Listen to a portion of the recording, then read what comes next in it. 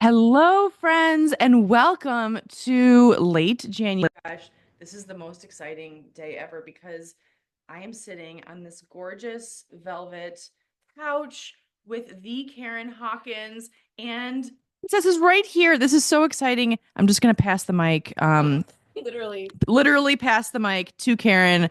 Happy MLK Day. Katie, happy MLK Day. It's so good to be here in person with you. It's so crazy.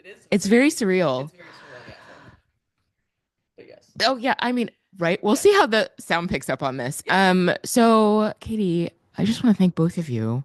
We are at my house in Homewood. You are both here in person from other places.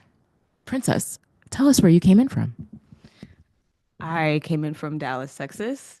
I have a history of dropping onto Karen's property whenever she is doing a party or any kind of gathering of social spaces. I should probably also introduce myself since your listeners have no idea who I am. Ready? Yes. For anyone who is not initiated into the Rebellious Magazine world, my name is Princess McDowell. I am the special projects editor for Rebellious. I do a little bit of everything that can be summed up with the phrase, whenever Karen has a crazy idea, she calls me first, and then I usually end up doing it. So I am here as a super special guest of the pod. Of course, I'm not okay. I love this podcast a whole lot, and obviously you do too because you're listening. But they called me in to just chat today in this very special live episode because we're all here together. So thank you guys for having me on. I really appreciate it. I love that. Thank you so much, Princess, for introducing yourself to our amazing audience. And also I mean, it's just so wonderful to have you here because you've been part of the Rebellious family for so many years. Also, friends, if you listened to the Feminist Erotica podcast they're still on Apple, Spotify. And yes, Princess and Karen used to run that podcast together. So, I mean, that's a really deep cut and everyone should go and listen to all of those episodes. It's an amazing podcast, actually. Okay, so today we're doing a mini pod, and I'm so excited because, as Princess just said, we are here because last night there was a really, really special event. Karen had a housewarming slash Martin Luther King party. And oh my goodness, there were more than 40 people there. It was so incredible, truly incredible. I am exhausted today in the best possible way because it was just so much fun to chat with everyone. It was just such a mingling, like bonanza. It was such a blast. But when I came down after getting ready today, the two of you were having a really awesome conversation, and it would be so much fun to rehash it because it was all about connection and friendship and showing up for each other. And I think that's something that everyone is thinking about these days. Yes. Ooh, I love this. All right, Princess, I'm going to hand off to you. I am just going to give a disclaimer. So I've been having Martin Luther King. I think the first year I did it was 2007. And I had it like pretty regularly. I took a break here or there. I had it in 2020, and it was going to be like the grand refresh of, right, Martin Luther King. Listeners, if you don't know me, I need you to know that I am Black. And it's okay that I have a Martin Luther King party. I have friends who are not Black who will say to people like, "Oh my God, I'm going to my friend's Martin Luther King. She's Black. She's Black. She's Black." So I just feel like I need to be clear that like it's okay. My mother thinks this is horrible, Oh, but oh no. Well, she like does, but then she'll come every year and hold court. And I'm like, okay. How mad are you, Jesse Mary? How mad are you? Okay, back to your point, Princess, please. Yeah, so just to kind of set the scene for the folks listening, 40 people on the first floor of a house. Everyone came and it just was commingling, hanging out together. They brought incredible gifts as like housewarming, including there's a full certified bar in the kitchen now from all of the high-end alcohol people left.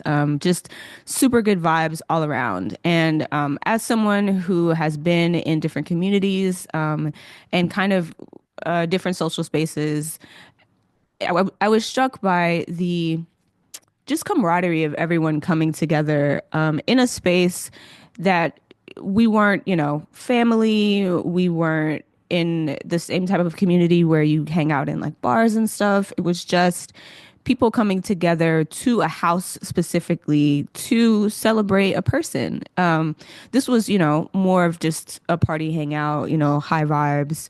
People, there's a trivia aspect to Martini Luther King with prizes, and so people came for that. But I was just struck at how folks were able to just gather together without obligation and just hang out.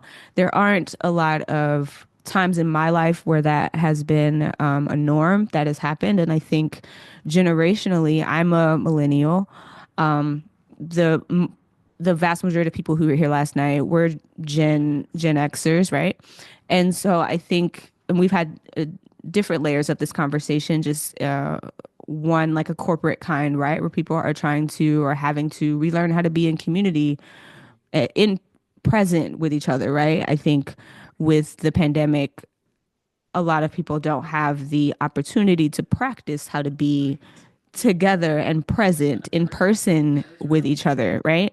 And so the conversations, the discourse that I have been seeing online on different social media apps was specifically around like baby showers, folks not understanding the premise of what those are for and why you go. There was a woman on TikTok a pregnant woman who was crashing out because she had this big baby shower planned, and 2 hours before, everyone was calling who had RSVP to say that they were going to come. We're calling her and canceling and not, following through with kind of the social contract of going to the thing. And people were defending those folks. People were coming to the side of the pregnant person.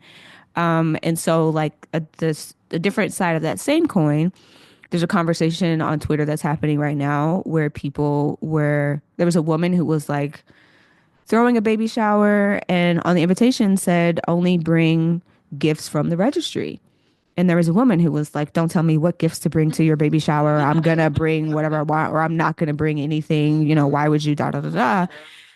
And it's like, it's a shower specifically so that you can bring gifts, you can bring the community around, this baby and subsequently the mom and the father to a extent.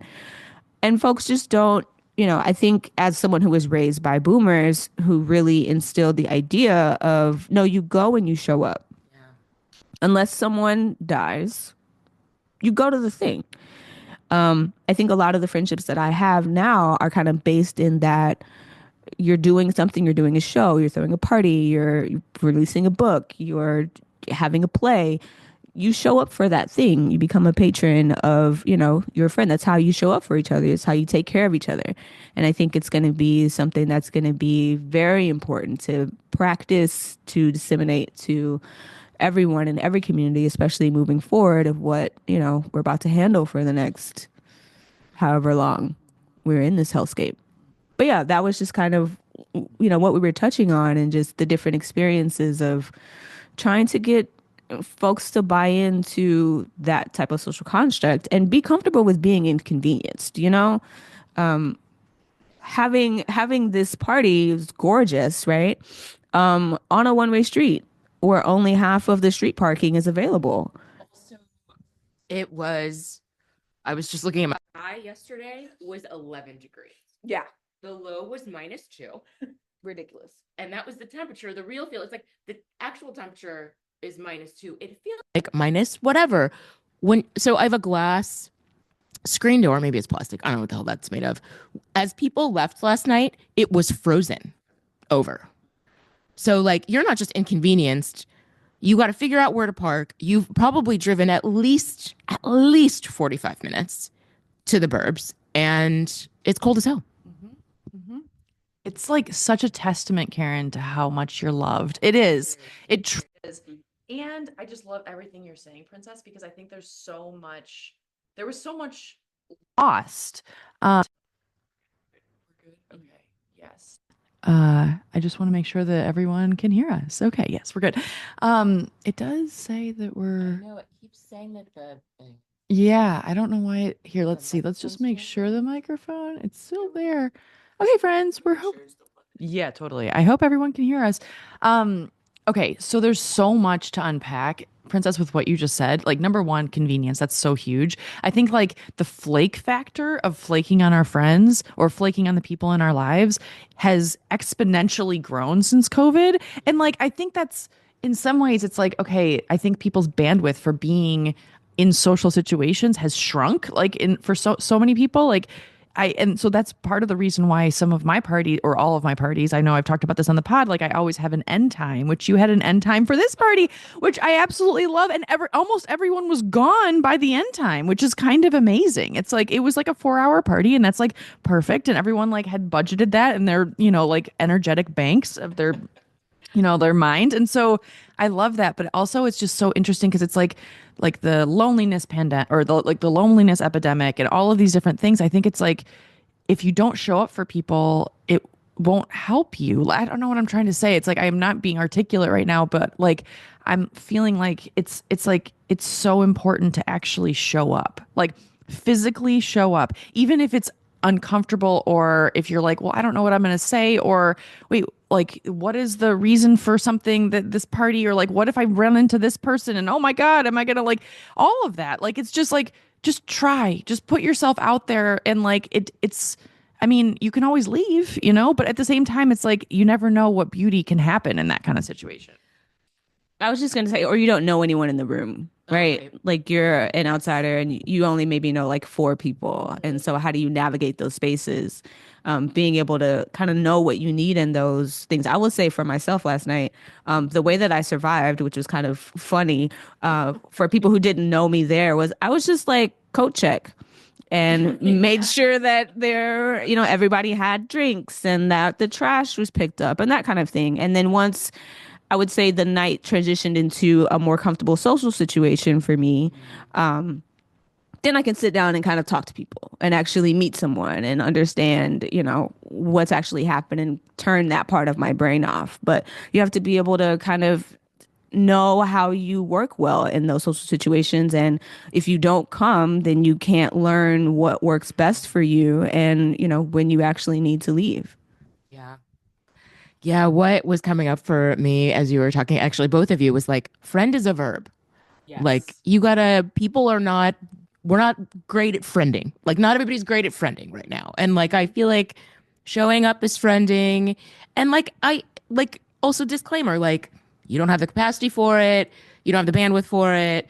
You don't feel like you're good company right now. Like, so many reasons to tap out of these social situations. And you still have to friend. You still have to figure out how to friend. And I just keep being reminded of that as we're talking.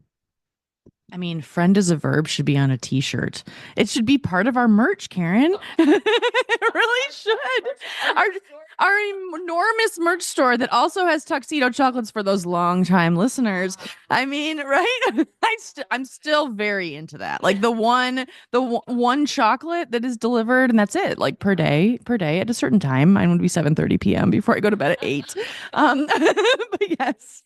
Maybe you can get a CBD. Okay, actually, that's a much better upgrade. For an extra fee, friends, you can get a CBD upgrade. CBD, melatonin, chocolate. Yes, exactly. And then just slip right into your beautiful slumber. I mean, I love that. I love friend as a verb, and I think it's like friend is like, I mean, my couples therapist has said like, your relationship, it needs to be watered. It's like a plant. And it's like, I mean, I think there are certain like friends that like have deep roots and like, yeah, I'm going deep on this metaphor, but like basically like, it's like there's like that have deep roots and you're like, well, I don't know if I really need to water. The truth is you need to water all of your friendships, like in my opinion. And it's like showing up, like doing, like really asking how people are, like actually listening, like it's all of that. I think it's just so important. And but also to your point of like if you need to tap out, like of course like a friend will also understand that. But I just think like it's interesting because I have a friend right now who is going through this really sad situation. She's getting a divorce and it's actually a good situation eventually. But anyway, she told me the other day, she was like, 2025 is my year of yes. And I was like, oh, interesting. Because I don't know if the two of you are familiar with the Shonda Rhimes book, Year of Yes, which is so incredible. Everyone just get the book. And also it has a workbook. It's also very, very good. But anyway, it's like the idea is just, I mean, it's very basic, or very simple, but it's like, it's just say yes to things as long as they feel good in your body and all of that. But like this friend of mine, she's like, the reason I'm doing this is because I want to experience new things and I want to like open myself up to things that I'm like, oh, well, I never do that, or I only do that, or like the narratives that you have around your life, all of us have them. Like, what if we actually questioned them and like, what would be possible? And like, I don't know for everyone listening if you sometimes are like, oh, well, I'm not going to go to that sort of thing or that party, or that's the thing that I'm really nervous around. Like, maybe try it. Like, you never know. Like, try to just say yes to something that you might not say yes to, and it might open possibilities and like water your friendship roots. I'm going to go, yeah. I'm into it. Well, and I feel like the other thing about a divorce breakup is like restarting the things you stopped because, oh, so and so doesn't like doing that thing. Right? Like you used to do all of these things and you stopped. And maybe if you'd kept doing them, you'd have been happier mofo, but maybe not. Maybe not. And I know we've talked about this a lot too, like this idea that when you're struggling, you don't reach out. Like what you need is community, what you need is other people, what you need is support, what you need is to hand off some of the burden of the heaviness of the thing. And we all do the opposite. Like we all withdraw, we all stop talking. And I feel like I'm also just remembering that like you have to build community even when your body's just like, no, we are turtling the fuck up. That's hilarious. Turtling the fuck up should also be on merch. Turtle the fuck up. Good sticker. Backside. Yeah, yeah. Turtle the fuck up. That's Seriously. Brilliant, no, actually. it's solid. Super solid. Super solid. The thing that I was thinking about as you guys were talking through is like the different ways that you can show up, right? So like even if it's hard, figure out whatever works for you. There was a person here last night who we were the not the I think we were the first stop on their tour of the night, right? And the plan for them after they left this party was to just kind of show their face in another space, all right? So sometimes you come in and you stay for some hours and you hang out and you have a few drinks. Sometimes you just go to the thing, you know, make a round in the space, you kiss a few cheeks, take a photo, and then you're out of the door. So it's kind of, again, just figuring out what level of capacity you have because, yeah, community building is something, if it's not already been ingrained in you, if you weren't raised around or shown models of how to do that, you gotta figure it out. It's a non-negotiable for yourself because yeah, at some point we are gonna need people. And if you haven't given yourself up to being a person who knows how to support or knows how to accept that support, you know, that was a theme of the conversation we are having last night. It was like, we have to help each other and you have to ask for help. You have to get into the mode of being able to say, hey, I'm not okay and I need these things. And even if you don't know what you need at the moment, when you have a community who's used to coming together, we become intuitive with what we need for ourselves, right? So like those people who have been around, they say, okay, you don't necessarily ask for it, but like your backyard needs to be renovated for space. Yeah. Just for instance, dragged. Just saying. But having the community, but having the community of people who were like, yes, Karen needs a new backyard, you know, they'll come and have a barn raising back there for you. And you sit with your cocktail and hang out. And all of a sudden, there's a full community garden in your backyard with a she shed with a she shed. Also on the t-shirt. On the t-shirt. It's happening. She shed t-shirts. But having that community who can pull their resources together, be able to do that for you, right? You never know who other people are connected to, and they can make those things happen for you when you're having a hard time finishing a thing or starting a thing or fully ideating a thing to make it happen, right? You have to be plugged into community, whatever that looks like. You know, maybe it's not a room full of, you know, current and ex journalists who know how to, you know, create media companies and stuff like that. Maybe it's people who have construction connections. Maybe it's people who are, you know, connected to the city, who know bar owners and stuff like that, you know, who know childcare, daycare, who can bring you discounted food or whatever. we have to be able to pull into what we have together in order to survive together, because that, is the crux of how we make it through. I just continually want to say that without the community, we have to be able to band together and build community in the real world. I think this I think that this weekend has shown us very widely that relying on the online spaces that we've built to keep ourselves, sane and safe through the pandemic and beyond, they're not super stable. They're morphing into spaces where we can't be our authentic selves and be able to make the full connections, because at any point those places can be taken away from us because they do exist solely online as platforms. And, sure, you can make a newsletter or you can beef up your own particular spaces online and carve out. But eventually, what happens if the internet becomes a thing of the past? What happens if it becomes something hard? Like, I'm sorry, I feel like I'm just, bringing down the room right now, but I'm being super serious. That's why it's so important to be able to have a space, have a connection that people are going to bring other people in. The thing I keep saying about last night is what was so great was the house wasn't just full of people who RSVP'd on Eventbrite. There were people who likely RSVP'd and didn't show, but there were people which is fine, life happens, but people who RSVP'd and then brought, two cars of folks to hang out that were not expected. If you don't have community, you don't have people who are going to come through and do that and create these unexpected, beautiful moments that only happen in real life. I mean, mic drop, all of it. Like, seriously. I mean, just like reinforcing every single thing that you just said, Princess. I mean, I think I love what you said last night about like, how are we going to protect our mental health like through this time? Like, yes, today is MLK, but it's also another day that, is happening somewhere that is far away from us, but it's just a lot. Like, there's a lot happening right now. And it's like, I think you're right. Like, community is how we will get through. Community is how like we'll show up for each other. And I love what you said about like leaning on your community and being with your community.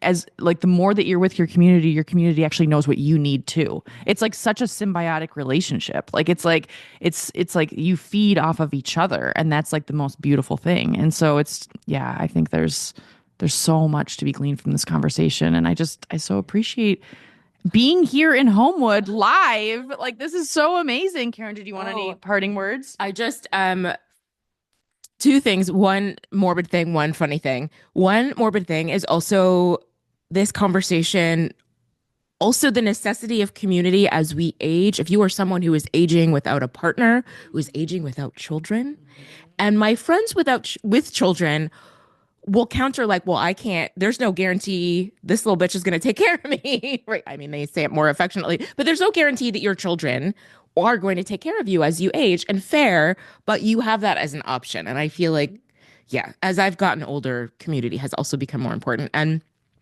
putting a pin in a future episode, Katie.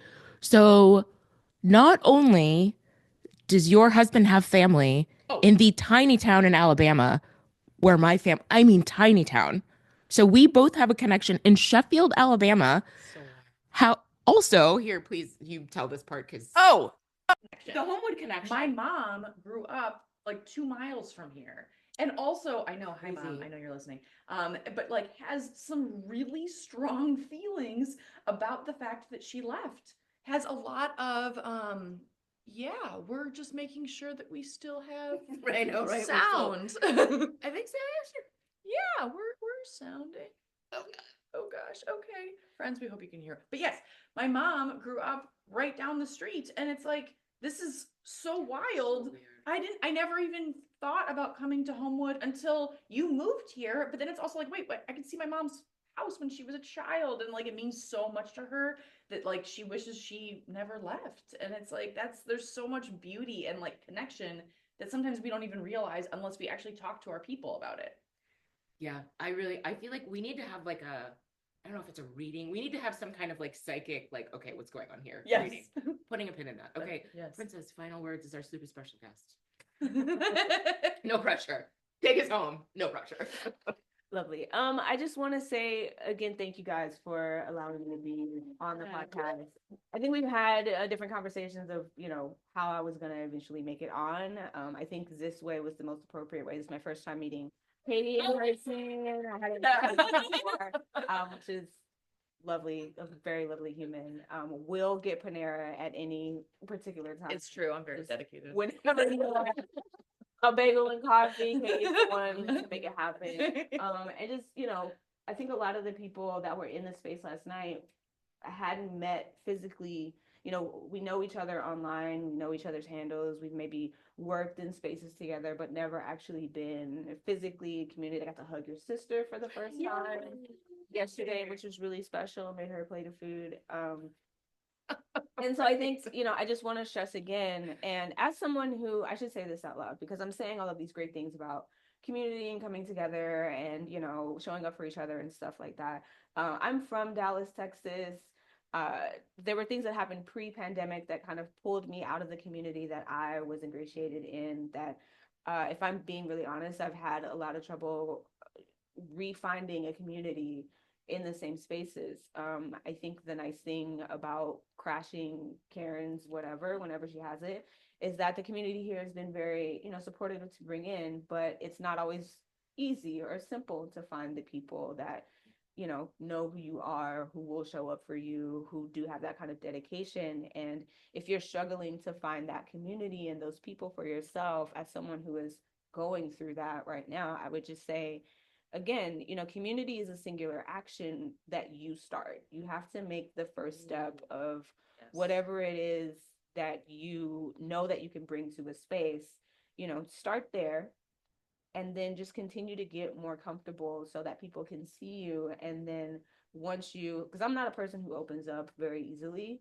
I would rather be kind of like the background fairy that is doing stuff, and just becoming that. Saying to Karen yesterday, I didn't get a lot of names of people that were there last night, but everyone kind of knows who I am because I took their coats and I took their trash and, that kind of thing, which is something that I'm happy to do. And I do on a level with my family at home, which is why I was comfortable doing it here. But just kind of taking that first step, putting yourself in those spaces, having people who have those connections, go to a friend's house, hang out, go to, different community spaces. I am a person who will go to the party and not know anyone. I did that in a local, the last time I was here, at a slow-mo party. No idea what was happening, but I went because I wanted to see, and then was able to make connections there that, will connect over time. And so, but you have to leave your house. Yeah. Yes. Yep. You have to leave your house. Your husband's not going to knock on the door. Your wife's not going to deliver your package. They might, but I would guesstimate with this particular timeline that that's not going to happen for you. We're in the darkest timeline. I just don't know if your wife's going to show up because she may not work for Amazon. But, she might not be a UPS worker to be hot. But anyway, tangent. We have to do the work to connect with each other, and it is a long road. It's not something that's easily, set up just with the first meet. We have to take a few steps to get to that point. And it is hard and it is uncomfortable, and you kind of have to know yourself a little bit, and you have to do some introspective work, and you have to be willing to be embarrassed and be uncomfortable in those things. But that's also just a part of being a human and evolving into the best versions of ourselves, to be able to find the people who get us. And it's hard and it sucks and you're not always good at it, but you got to keep going and trying, because that's how we, none of us get out of this life alive, unfortunately. But we can have some good times together before we rock out. Yeah. Sweet. This has been so wonderful. I have nothing to add because it was so amazing. So thank you all for listening. We really appreciate you being here. I'm so happy that I'm right here with you two. And we'll see everybody next week.